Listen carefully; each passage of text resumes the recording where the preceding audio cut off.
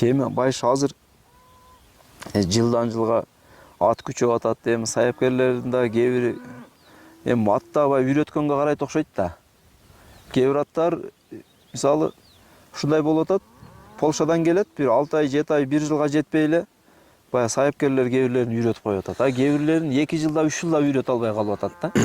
Эми ат элде жакшы ат көп экен. Тарбиядан экен да алчы. Не деген аттар жүрөт, тарбиясы жокчу. Тарбиясы мындай тарбия кылып чабып аткан көрүнүкен аттар көрүнүп кетип атат да. Көп жакшы аттар жүрөт, эми эч кимге чаптырбай көрүнмөй жүргөн аттар көп да. Тарбиядан го дейм эле.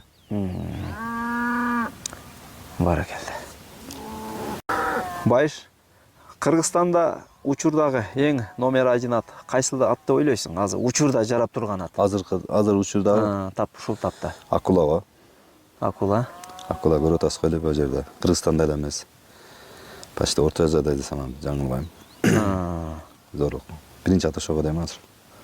Баракелде.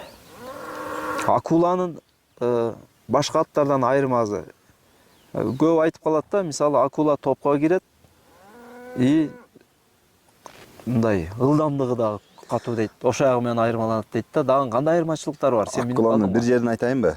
Омат ат. Омат ат. Мисалы үчүн бир разакат ат, жакшы аттар бар да, барган аттарчы. Карса курс барат, жолу жок аттар көп болот да. Аттан ошондой болот. Акуланын жолдуу ат да. Жаныбар. Минсең улактын жанында жүрөсүң да. Минсең улактын жанында каласың.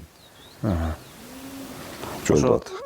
Баягы Алабукадагы Ильяс Балбандын улагында ошо лидер просмотр болду да, ошол акуланын баягы сен Манасты айлантып алган, топтон чыккан жер бар го. Ошол видеочу.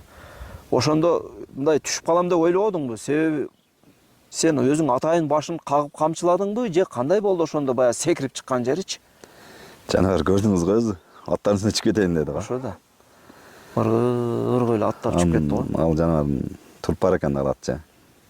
Ана мындай ичкирээк көрүнгөн менен үстү өтө толуу да. Коркпойсуң да, жыгылам деп ойлобойсуң да.